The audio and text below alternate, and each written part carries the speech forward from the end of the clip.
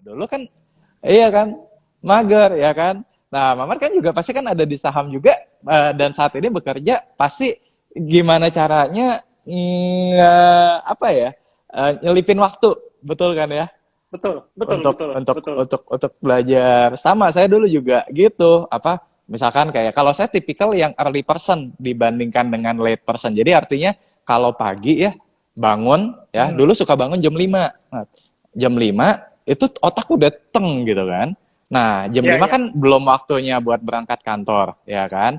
Jadi jam 5 sampai jam 7 Baca, masih ada waktu 2 jam baca, ya kan? Nah, betul, kalau udah betul. malam tuh udah agak capek, mungkin udah energinya udah susah gitu. Jadi kalau saya akalinnya adalah dengan bangun lebih pagi, lebih awal buat ya itu tadi baca laporan keuangan segala macam. Jadi di kantor bisa tetap fokus sama I kerjaan see. kantor gitu. By the way I see. Luar itu biasa. juga mungkin bisa jadi tips juga banyak yang apa namanya kalau saya dulu gini, wah pokoknya harus kerja. Kerja tuh bukan buat gaji, bukan buat salary doang atau buat bonus doang, enggak. Tapi Hmm, hmm. kayak kalau saya tuh mikirnya buat network ya kan, buat apa ngebangun trust juga, buat nambah skill juga ya Betul, kan.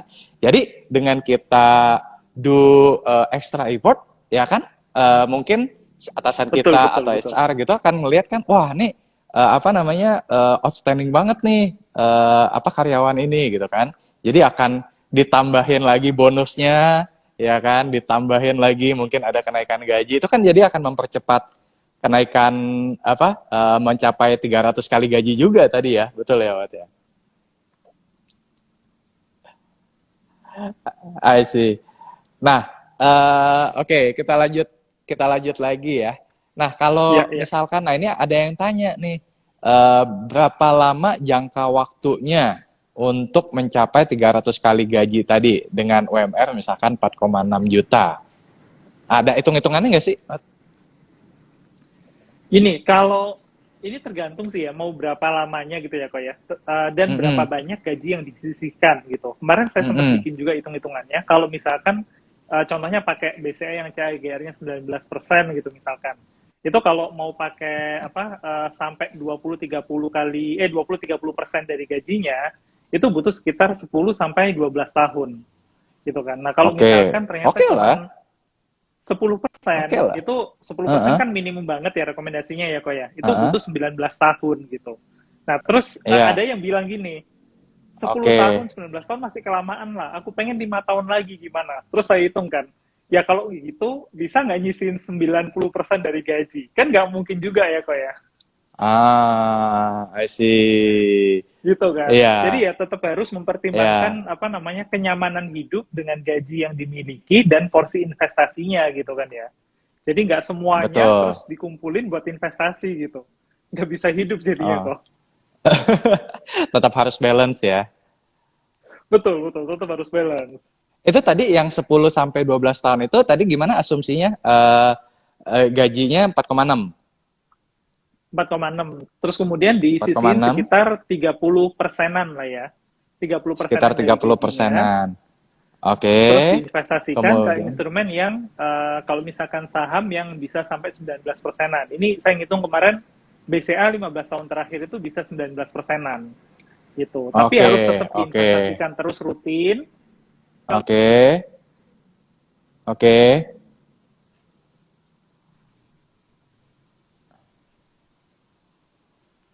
Oh, oke. Aduh, internet saya nggak mau Connectionnya ini kok agak kayaknya kok. ya. Iya, Nah sorry ini sorry. udah Kayaknya oke. udah lancar. Oke, nggak apa-apa.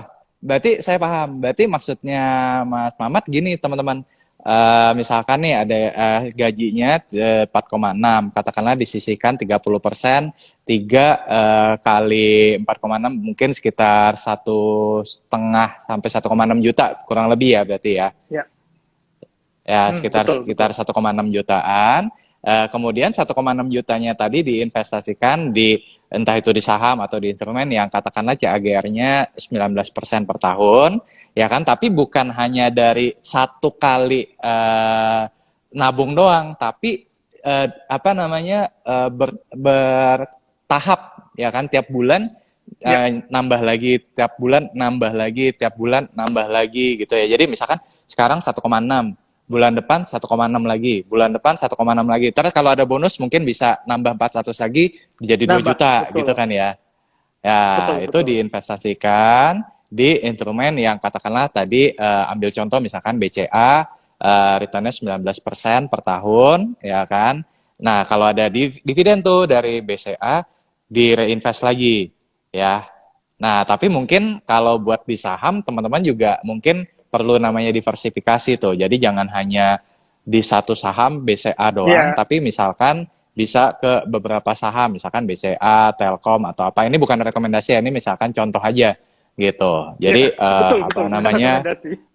Bukan rekomendasi, ntar dianggap rekomendasi bukan ya, tapi contoh aja teman-teman. Konsepnya seperti itu. Ya, oke. Nah, Nah, kalau sandwich generation juga sama, Mamat. Kalau misalkan tadi kan udah bahas UMR udah, terus kemudian freelancer ya, udah. Kalau sandwich generation tetap sama 300 kali atau 300 plus plus, karena kan dia bukan hanya menghidupi dirinya sendiri, tapi juga menghidupi keluarganya. ya. Sebenarnya kalau untuk sandwich generation, hitungan 300 kali ini kan ketika pensiun, 300 kali gaji ini kan diinvestasikan di instrumen yang aman, bisa menghasilkan persen setahun, 4%-nya itu bisa dipakai buat biaya hidup gitu kan ya, Ko ya. Jadi kalau sandwich generation sebenarnya ya Mm-mm. 300 kali ini cukup gitu. Dan cuman Mm-mm. PR-nya sandwich generation itu lebih ke ketika ngumpulin kok. Ketika ngumpulin itu bisa nggak Mm-mm. nih ngumpulin sampai 30% gajinya dipakai buat investasi Mm. gitu kan. Nah, untuk Mm-mm. sandwich Mm-mm. generation mungkin harus lebih sabar karena mungkin butuh lebih lama dari 10 tahun, lebih lama dari 19 tadi. Iya, mungkin sampai harus Mm-mm. apa namanya usia pensiun gitu. Kalau sekarang masih harus menghidupi orang Mm-mm. tuanya, masih harus menghidupi keluarganya yang lain gitu. Nah, biar bisa lebih cepat gimana Mm-mm. caranya? Ya nyontoh Korifan tadi. Korifan tadi kan juga apa dibilang kan harus side hustle, harus usaha, harus investasi, terus sama menghemat gitu. Bener-bener ya kudu Mm-mm. dikencangin semuanya lagi gitu. Sayangnya sandwich generation harus berupaya lebih keras ya kok ya, nggak bisa kayak orang-orang yang tanpa harus menghidupi orang tuanya gitu. Mm-mm. Benar, benar, benar. Ya, jadi ada ekstranya, betul ya. Betul, betul. I see, I see. Coba. Ini ada yang nanya nih. Bentar. Nih kalau di saham, kalau misalkan untuk ngejar 300 kali gaji ini di saham, maksudnya yang fundamental bagus invest atau trading? Nah, mungkin dari Mamat dulu. Kalau yang saya omongin tadi yang rutin tiap bulan gitu kan terus itu sebenarnya ya invest, jadi bukan yang trading ya, karena kalau ngomongin Mm-mm. trading mungkin nggak perlu waktu selama sampai 10 tahun atau 19 tahun, mungkin dalam waktu 5 tahun bisa tercapai kalau ilmu tradingnya mantap dan bisa konsisten cetak profit. Begitu bukan kok? Kalau misalkan trading ya kok ya. Mungkin kok Rifan bisa lebih Ya, lebih menjelaskan lebih lengkap nih soal trading nih. ya, jadi gini, balik lagi nih teman-teman, ilmunya di mana? Karena kan ilmu untuk invest dengan ilmu untuk trading ini beda. Contoh kalau misalkan ilmu untuk invest, baca laporan keuangan, hitung valuation, ya kan, lihat sektoral analisis, makro analisis itu ilmu-ilmunya. Tapi kalau ilmu-ilmunya technical analysis atau trading jelas beda. Ya, misalkan belajar technical analysis, menentukan support dan resisten, melihat volume perdagangan dan segala macam. Jadi tergantung ilmunya di mana, ya kan?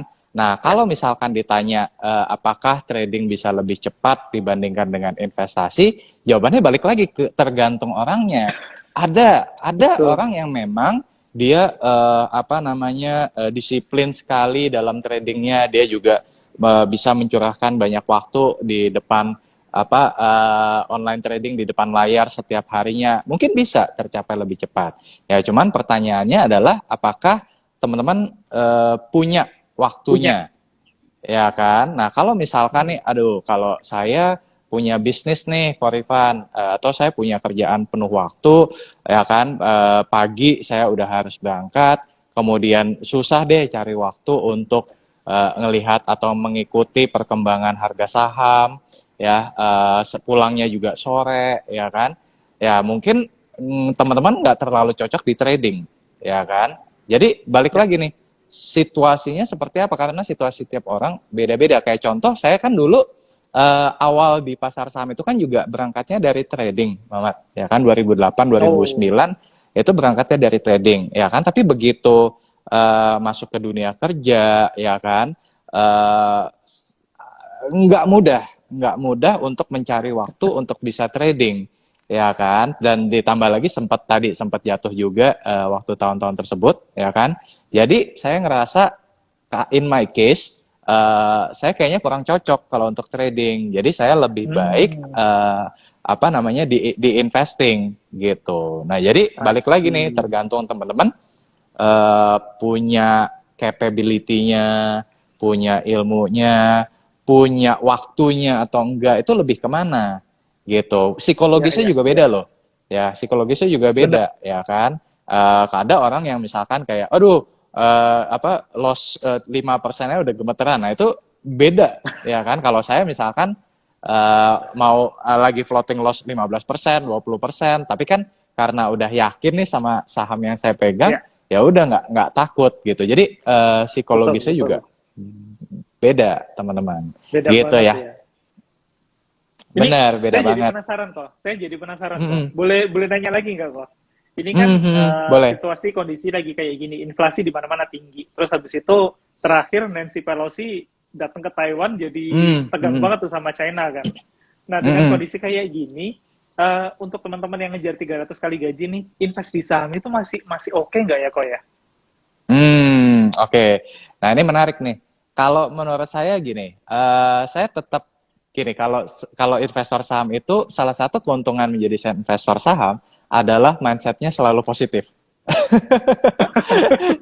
jadi jadi Betul. mindset itu selalu positif, ya kan. Jadi kayak misalkan kayak waktu 2018 banyak yang bilang nih bakal 10 apa bakal krisis 10 tahunan nggak nih Korifan, kan 2098 2008. Nah, Ya, 2018 bakal ini 2008. enggak. Saya bilang enggak, ya enggak akan, ya kan.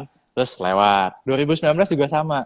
Korifan, ini ada inverted yield nih, ya kan. Jadi inverted Ya, yield ya. itu mungkin kalau buat teman-teman yang belum familiar, apa namanya, return obligasi yang yang jangka pendek itu di invert gitu ya, atau dibalik dengan obligasi yang jangka panjang Jangka gitu. Jadi panjang. gitu, ya kan. Jadi harusnya kan obligasi jangka panjang bunganya lebih gede, ya kan. Nah, ini kebalik nih, yang apa namanya, yang jangka pendek jadi lebih gede gitu. Nah, itu kan ada namanya inverted yield. Nah, itu juga tanda-tanda, wah ini gimana nih Korifan, bakal apa resesi apa segala macam nggak 2019. Saya bilang enggak, positive thinking aja gitu kan. Nah, memang tapi waktu itu was 2019 pertengahan baru saya ngelihat ada tanda-tanda yang nggak enak, Mamat, ya kan. Jadi saya Hmm. nggak memprediksi akan adanya COVID, enggak, ya kan, karena nobody knows. Tapi saya lihat ada beberapa tanda-tanda gitu loh, kayak misalkan harga komoditas pada turun jeblok semua itu Ya, 2019 semester 2, ya kan. Terus saya lihat kayak emiten-emiten konstruksi kok kontrak-kontraknya jeblok, ya kan. ya. Terus Heeh. saya lihat kayak neraca perdagangan kok juga ini ya kayak melambat gitu kan. Waduh, ini kayaknya something wrong nih. Nah, baru di situ saya bilang ke teman-teman nih, hati-hati, kayaknya bakal ada something happen nih gitu. Ya ternyata benar di tahun 2020 jatuh gitu kan. Nah, tapi Hmm. beruntungnya kan 2020 meskipun jatuh, tapi recover-nya juga nggak terlalu lama, cuma dalam waktu hitungan bulan, ya kan, langsung naik lagi gitu. Nah, Ya. balik lagi Hmm. ke pertanyaannya Mama tadi, apakah dengan uncertainty, sekarang kan 2022 ini judul besarnya adalah inflasi dan kenaikan suku bunga, ya kan? Ya. Nah, kalau saya ngelihatnya gini, kalau saya ngelihatnya adalah di saham masih tetap jadi masih tetap rekomendasi lah. Ya, kenapa? Karena kalau kita bicara di Indo nih, ya saya yakin mungkin teman-teman di sini majority masih investnya adalah di saham Indo. Ya, di saham Indo atau di ekonomi Indonesia itu intinya masih masih bagus lah. Ya, masih nggak terlalu berbahaya. Kayak tempo hari belum lama ini pernah bikin konten juga, Mat, tentang utang Indonesia. Ya kan, Oh utang ya, Indonesia kan nonton kok katanya, nonton. iya, katanya kan gede banget tuh, sampai 6.000 Ya, triliun, ya. ya kan nih. Ya kan nih, ntar kalau ini bisa bayar utang nggak atau nanti malah jadi neken resesi lah segala macam. Saya bilang Benar, kan, benar. ya kan, ya kita harus lihat GDP debt to GDP ratio-nya ya kan saat ini kan di 34%-an ya berarti masih aman. Kalau tahun 2000-an kemarin kan 70-an persen. Nah, itu kan Ya, apa namanya tuh jauh lebih berbahaya. Ya jadi satu itu ya hutang nggak masalah. Terus kemudian kalau kita lihat dari segi cadangan devisa ya karena ini jadi kayak ngomongin kuliah malam-malam nih. Tapi semoga tapi nggak seru, boring seru ya. kok, seru kok, seru kok. Ya kan? Nah, jadi kayak misalkan cadangan devisa ya kan. Cadangan devisa itu sekarang kemarin bulan Juni 136 billion US dollar. Itu kalau dibandingin sama impor sekarang kita tuh sekitar 6,6 bulan impor. Ya, itu artinya jauh di atas standar internasional yang butuh sekitar 3 bulan.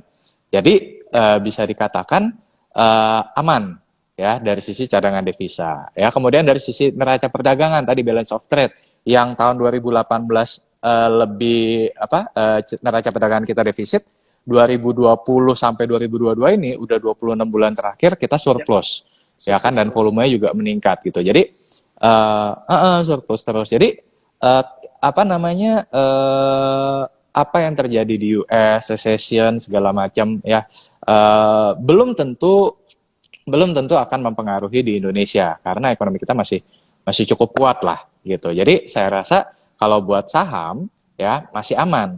Asalkan, nah balik lagi nih, asalkan pilih sahamnya juga saham yang benar, ya bukan saham yang Betul. ya katakanlah misalkan saham gorengan atau saham yang udah hype banget, yang udah valuasi udah mahal banget ya kan, dan teman-teman nggak tahu nih teknik keluar masuknya itu malah nanti akan ujungnya malah akan merugi takutnya. Jadi pilih saham yang tetap fundamentalnya bagus ya kan, terus kemudian valuasinya juga jangan lupa dihitung ya valuasinya reasonable atau tidak, under value atau tidak.